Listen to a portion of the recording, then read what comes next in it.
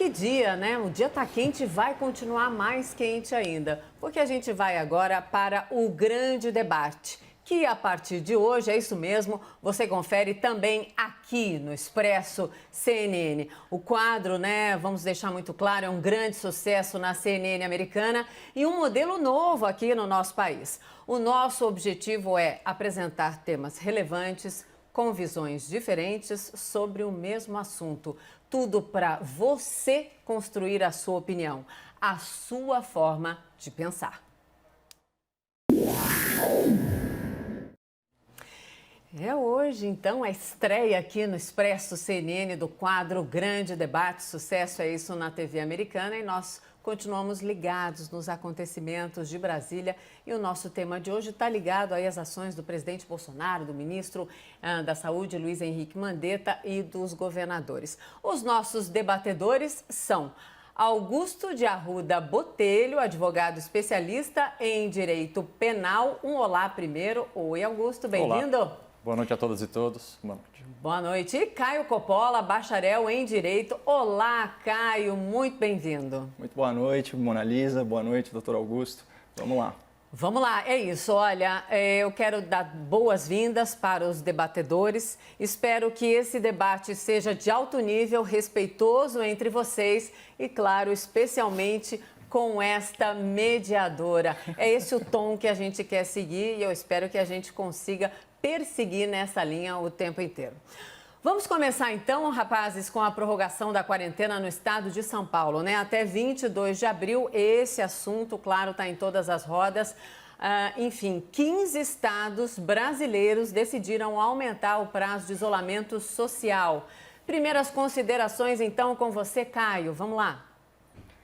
Bom, já que o ministro Mandetta aí na sua coletiva citou o Almir Sater, eu me permito começar também com uma citação, dessa vez do Nelson Rodrigues, né, ícone da dramaturgia nacional, que dizia que toda unanimidade é burra.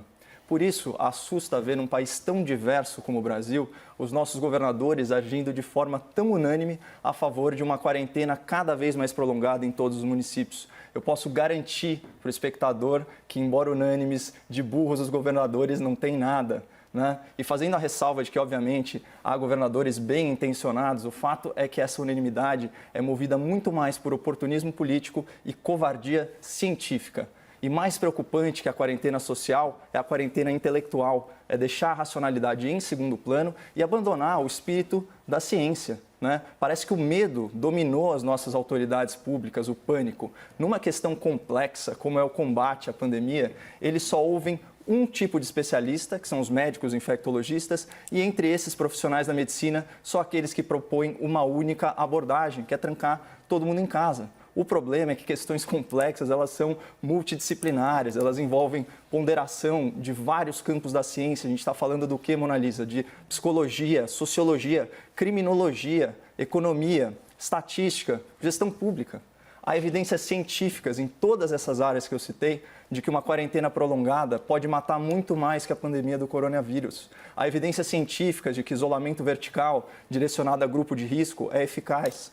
Tem evidência científica de que a medicação à base de cloroquina e antibióticos tem apresentado, sim, resultados promissores e positivos. E o estudo alarmista que embasa, né, as atuais políticas de quarentena no Brasil, que vem do Imperial College lá de Londres, ele tem falhas metodológicas flagrantes, como já apontou há muito tempo o economista Hélio Beltrão.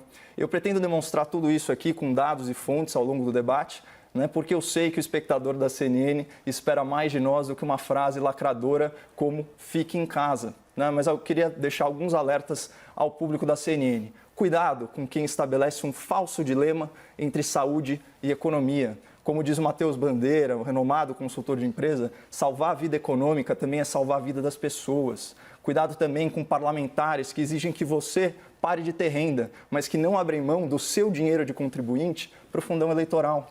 deles, né, óbvio.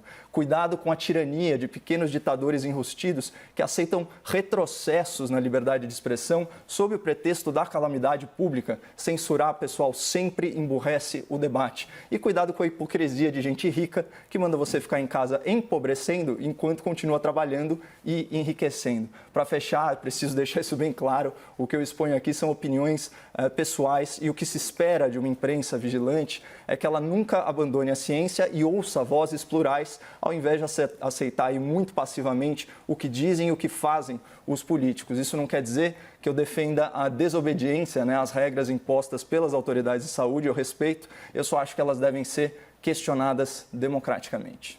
Agora a sua vez, Augusto, por favor. Vamos lá. A ampliação da quarentena, se ela é boa para o país, ela é a única medida capaz de conter o avanço assustador dessa pandemia. E quem diz isso são todas as entidades médicas do mundo, incluindo aí a maior delas, a mais representativa, que é a Organização Mundial de Saúde.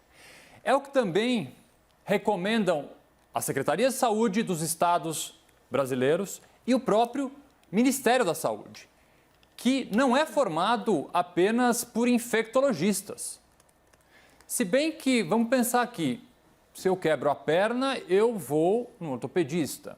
Um problema do coração, no cardiologista. Para enfrentar uma pandemia, acho, no mínimo, recomendável se ouvir quem? Infectologistas. Mas mesmo assim, essas entidades representativas da medicina do mundo todo é bastante plural, com especialistas de todas as áreas. E elas são unânimes em apontar que o isolamento social, a quarentena, atualmente é a medida mais eficaz para conter essa pandemia.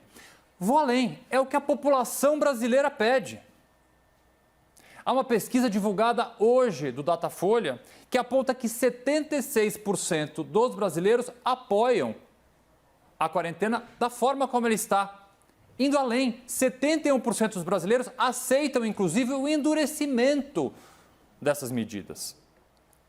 É também, espectadores, aquilo que a imensa maioria dos países que enfrenta essa pandemia com números assustadores de casos e de mortes, vem fazendo.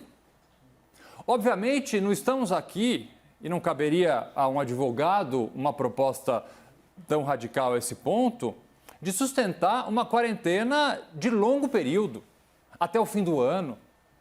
Mas sim, precisamos estar atentos e observar, sim, as determinações dos órgãos responsáveis por este tipo de trabalho e analisar também o que os outros países têm feito. Por exemplo, a título de exemplo, a Itália prorrogou sua quarentena até 2 de maio. Outros países vêm fazendo o mesmo. Alguns países já começam a estudar a possibilidade de flexibilizar aos poucos esse isolamento social. Neste momento, na data de hoje e num futuro próximo, a única medida capaz de conter o avanço dessa pandemia é ficar em casa. Sim, eu gostaria então de vamos colocar um subtema que na verdade é tema também, o que a gente acabou acompanhando hoje aqui na CNN Brasil o tempo inteiro, essa repercussão toda da efervescência política hoje com manifestações importantes, relevantes do Supremo, da cúpula do Congresso Nacional em relação à prorrogação da quarentena e da permanência do ministro da Saúde, para ser mais específica, né, do ministro da Saúde, Luiz Henrique Mandetta, que os temas estão correlacionados. Eu gostaria de começar, então, com o Caio. Essas manifestações todas, Caio, em torno da relevância do ministro da Saúde, que prega o isolamento, por que elas estariam aparecendo tão fortes num dia como hoje, em que o ministro chegou, inclusive, a esvaziar gavetas? Esvaziaram para ele, aliás, para ser mais correta. Pois é, né? Obviamente a gente não acha que você enfrentar uma guerra, para ficar nessa metáfora que é tão utilizada, com o fronte desestabilizado é uma estratégia ideal, né? Por outro lado, ao contrário do que advogou aqui o meu o meu debatedor, não existe essa unanimidade na comunidade médica, né? Nem mesmo na infectologia, na toxicologia, na epidemiologia. É o caso, por exemplo, de autoridades, né, entrevistadas aqui pela CNN Brasil. Eu posso ficar no caso do Dr. Anthony Wong, que foi entrevistado por você, Mona Lisa. Sim. Ele foi muito específico em defender isso nos idos de março ainda, né, o isolamento vertical. E eu isso... aproveito para fazer já que você me colocou na conversa, para fazer uma observação, na verdade, uma revelação. A ideia aqui era que houvesse uma entrevista. O Dr. Wong, que eu já fiz tantas reportagens com ele nos meus 22 anos de carreira, ele foi interrompido porque ele não ouvia ninguém. Então, não era mais uma entrevista, ele deu uma resposta de 6 minutos e aí sim, nós trouxemos o áudio para o estúdio de novo, porque infelizmente ele não escutava ninguém, só para pontuar, ok, Caio? É uma pena, porque o que ele tem a falar é muito interessante. Sim. E essas vozes dissonantes, elas estão abafadas no debate público, né? O Dr. Wong, com a didática que lhe é peculiar, ele é uma sumidade na área dele, ele explicou que fora dos grupos de risco, por exemplo, a mortalidade entre 0 e 10 anos é 1%, entre 10 anos e 60 anos é 0,2%, significa que a cada 1.000 casos infectados e testados, 2 pessoas vão falecer. Isso não é pouca coisa, mas já coloca aí um dado óbvio, que vale muito mais a pena você focar os parcos recursos públicos na população de risco, que são idosos, né, pessoas em idade avançada, com doenças crônicas, que eles chamam no jargão médico de comorbidades, né, e também pessoas com imunodepressão. Aí sim, esse de fato é o grupo de risco. Eu também gostaria de destacar outra excelente entrevista aqui na CNN do Dr. Dante Senra. Ele é cardiologista e ele comanda a UTI do IGESP. E ele falou aí de resultados muito promissores em relação à cloroquina e, obviamente, combinada aí com outros antibióticos.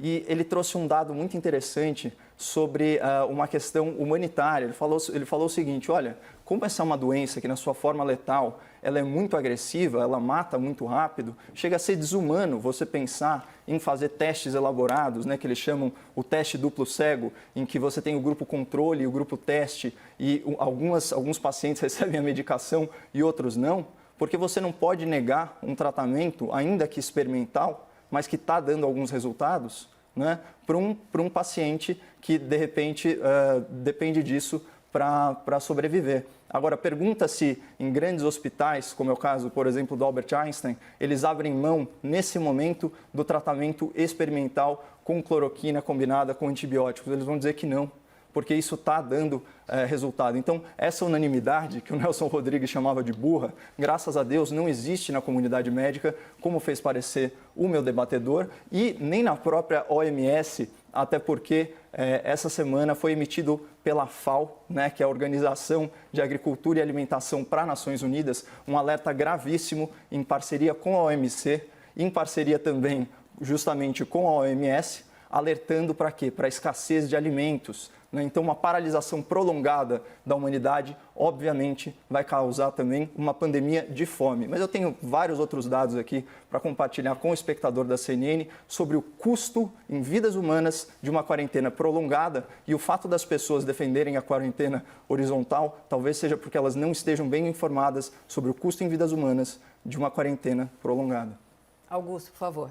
Olha, a coletiva do governador João Dória hoje na cidade de São Paulo, ela foi acompanhada de seguintes médicos: o diretor do Hospital Albert Einstein, infectologista, diretor do Emílio Ribas, diretor do Instituto Butantan e o médico Davi Wipp, que inclusive deu um relato emocionado, sendo que ele acabou de escapar com vida do coronavírus. Então, se essas pessoas não estão sendo ouvidas, elas estão sendo ouvidas e elas todas, unanimemente, entendem que, no momento, o isolamento e a quarentena, da forma como ele está posta, é a melhor medida. É claro que há, e aqui não teria por que nós não passarmos essa informação para o espectador, uma outra divergência no campo médico. A medicina, assim como o direito, não é uma ciência absolutamente exata, há uma pluralidade de opiniões. Mas a opinião majoritária que baliza as decisões dos órgãos de classe que determinam e recomendam o que deve ser feito no país são, sim, da manutenção do isolamento horizontal. Fala-se muito da possibilidade do isolamento vertical. O Caio disse aqui, isolar alguns grupos de risco e começar aos poucos liberar algumas pessoas para voltarem a uma vida normal. Porque vida normal, num curto espaço de tempo, nós não teremos. Então vamos desculpe, imagine. Você respirou, te interrompi. Não, perdão, só mais um dado continue, bem rápido. Por favor, vamos lá. Vamos adaptar, então, essa possibilidade teórica do isolamento vertical para o estado de São Paulo, por exemplo, onde 15% dos idosos moram sozinhos. O que significa isso? Que a imensa maioria dos idosos divide sua casa com outras pessoas. Na prática, como é que a gente vai fazer esse isolamento vertical, mantendo então os idosos em casa e seus filhos, parentes, pessoas que coabitam, muitas vezes uma casa de poucos cômodos, saem para trabalhar? Como manter em isolamento esse idoso? Como manter em isolamento as comunidades carentes espalhadas pelo Brasil, que muitas vezes não tem nem água para lavar a mão? Doutor, como que esses idosos estão isolados agora, se o isolamento é para todos e não só para os grupos de risco? A única forma deles se isolarem é estarem em casa, eles estão isolados em casa. Não, eu sei, mas você falou que eles moram sozinhos, é a mesmíssima situação. É a mesmíssima situação, mas então, as pessoas pronto, também tá estão resolvido. isoladas, Caio.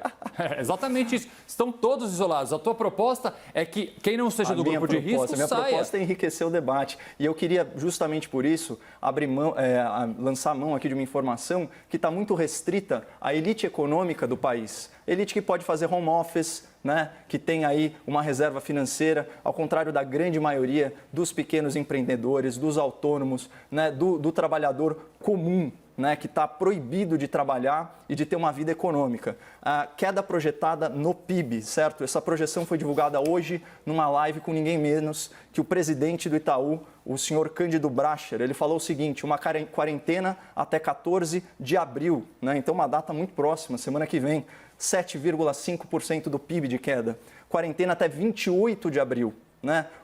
A informação que está restrita à elite, e eu abro aqui para o espectador da CNN, queda de 9,5% do PIB, a pior recessão da história da República Brasileira. No governo desastrado da Dilma Rousseff, teve queda no PIB em 2015 de 3,8% e queda no PIB em 2016 de 3,3%. Você está fazendo uma conta de padaria grosseira, cerca de 7% de queda. Qual foi o impacto disso no emprego? Então isso é para você, trabalhador, que está aí em férias compulsórias, né, ou ambulante que está sem trabalhar, proibido de trabalhar pela elite política desse país.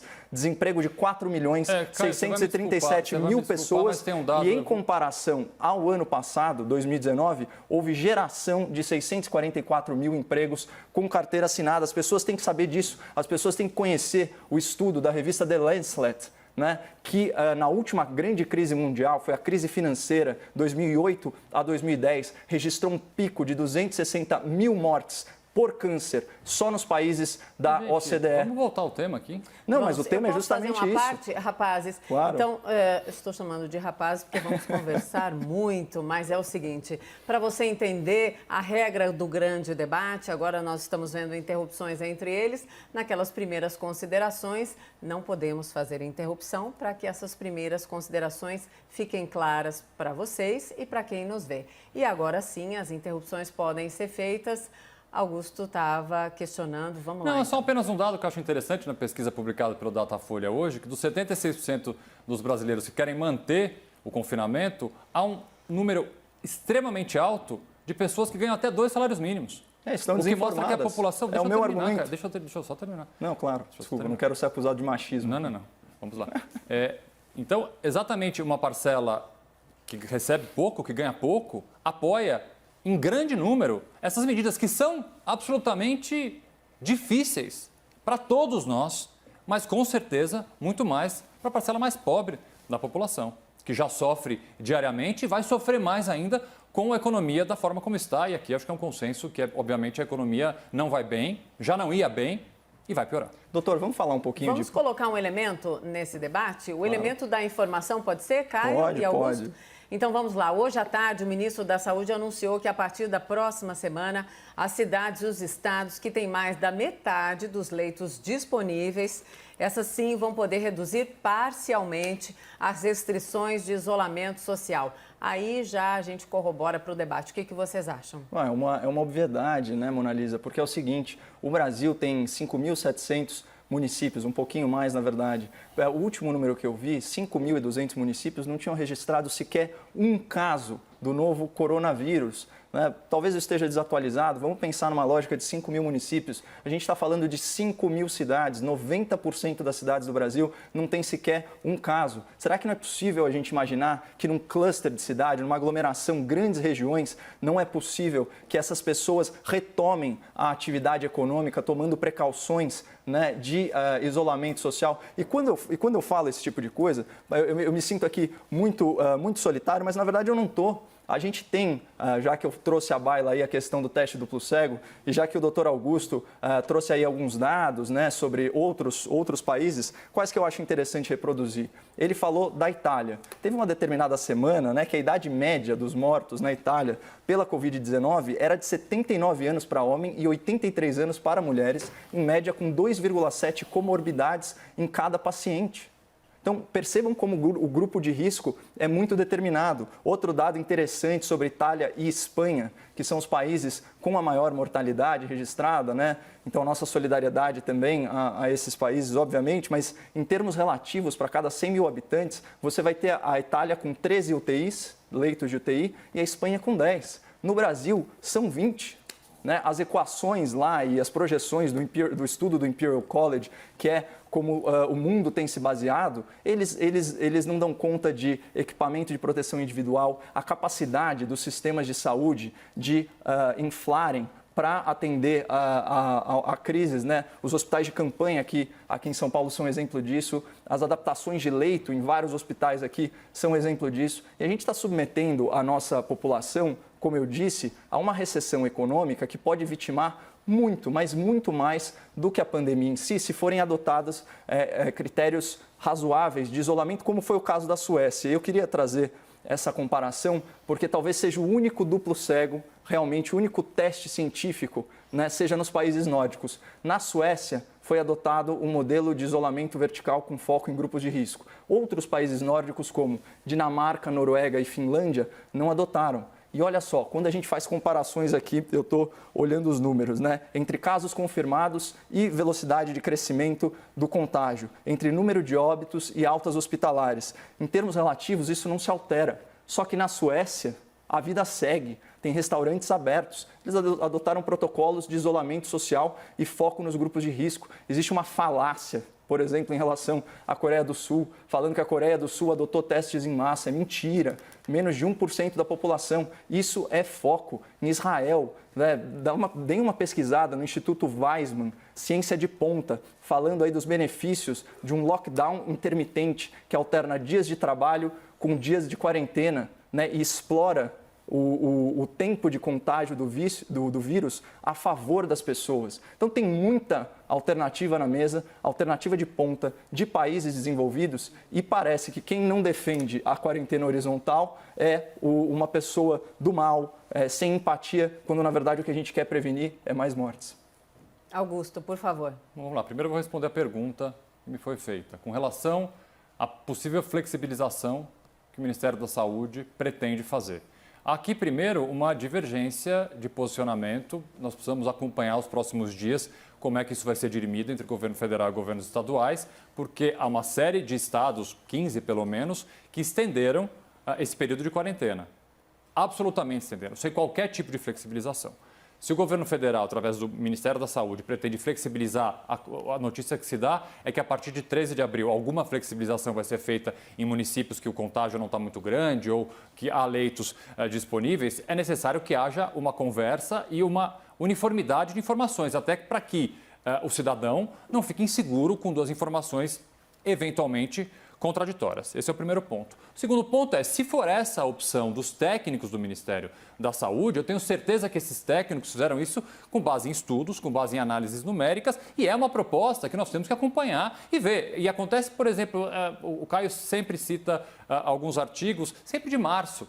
né? Há poucos artigos recentes. Por quê? Porque essa pandemia ela é absolutamente dinâmica, as coisas mudam. Muitas vezes, opções de países no momento, no início de março, em fevereiro, são opções completamente diferentes. Suécia, por exemplo, li hoje uma matéria, sim, há estabelecimentos abertos vazios, restaurantes absolutamente vazios. E vamos voltar aqui a falar um pouco então da parte técnica e dessa suposta divergência que há no meio médico e no meio de pesquisa sobre a necessidade sim de se manter o isolamento da forma como ele está feito. Volto a dizer, há divergências pontuais, como a citada pelo Caio, de um instituto bastante respeitado em Israel, e esse trabalho eu tive a curiosidade de ler e é realmente, Caio, um trabalho bastante interessante de um médico chamado Uri Alon.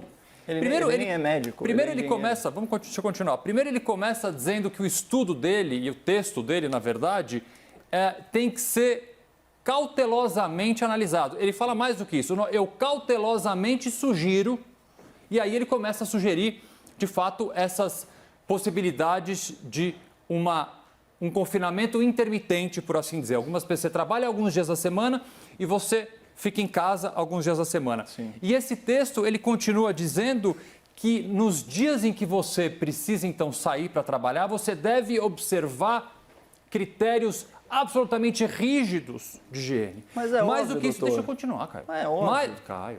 Caio, Deixa eu só terminar. vamos ouvir mais agora do que isso, ao mais do Augusto que isso. O que aponta, o estudo pelas que você citou, eu li o estudo, eu estou aqui dizendo o que eu achei do estudo, o que diz o estudo, na verdade, não é nem opinião minha. Aqui foi uma tradução própria que eu fiz do estudo que o Caio está citando. O que então, o doutor Uri propõe? Que na volta desses trabalhadores para casa, os espaços públicos por onde esses trabalhadores passaram sejam desinfetados. E mais, finaliza esse texto dizendo que é necessário fazer teste em massa. Isso pode funcionar muito bem na Suécia, pode funcionar muito bem em Israel. Estamos no Brasil. O problema agora é o Brasil. Nós não temos teste em massa, nós temos favelas sem água. Nós não temos como higienizar locais públicos, porque nós não temos, muitas vezes, nem pessoas suficientes para limpar as ruas. Então, veja bem, esses textos divergentes da imensa comunidade médica mundial, muitas vezes ele se restringe a uma realidade que não é nossa.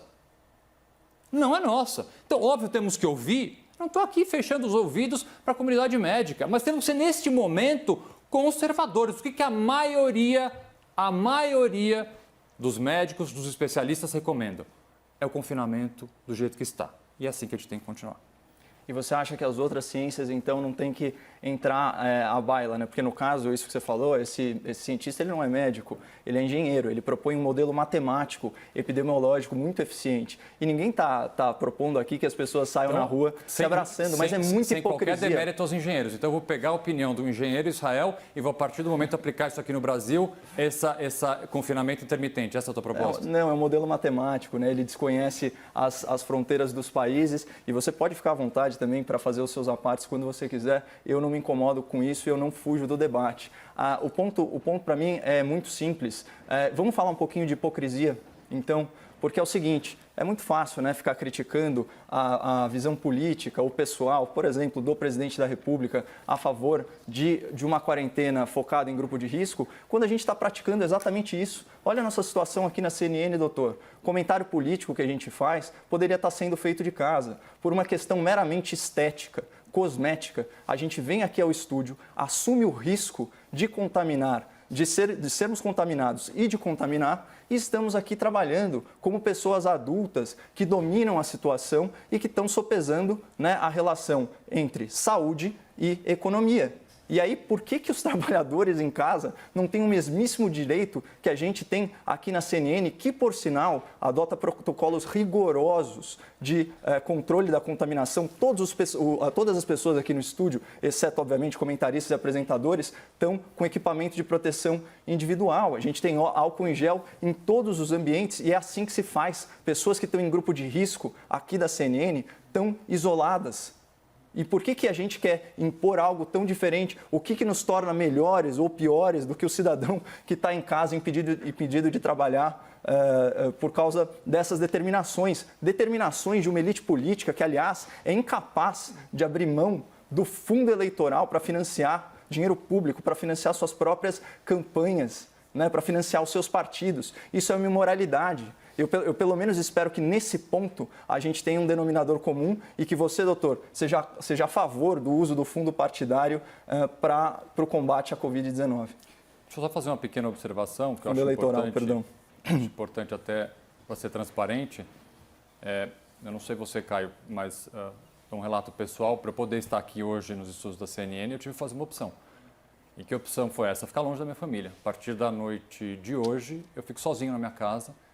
Minha família, meus filhos não vão mais estar junto de mim pelos próximos dias, quem sabe semanas, porque essa é uma opção que eu fiz. É a mesmíssima opção que eu fiz em relação aos meus pais. Eu estou morrendo de saudade deles. Que bom.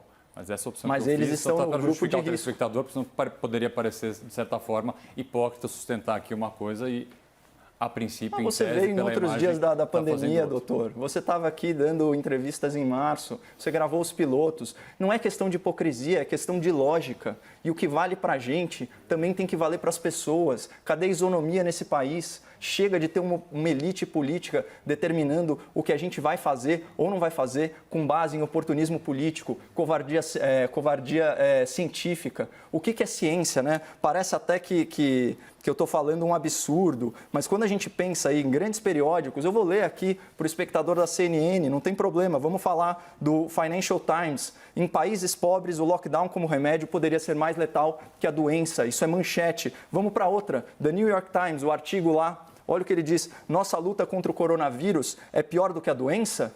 Olha que questionamento válido. Tem um meme circulando na internet que são ondas de tsunami. A primeira é a pandemia do coronavírus, a segunda é a recessão econômica e a terceira é o retrocesso socialista, né, que na verdade simboliza o quê? A restrição das liberdades individuais, como já está acontecendo, inclusive por parte de empresas privadas que se arvoram num direito inexistente de suplantar a Constituição e removem publicações do presidente da República. Isso é um absurdo.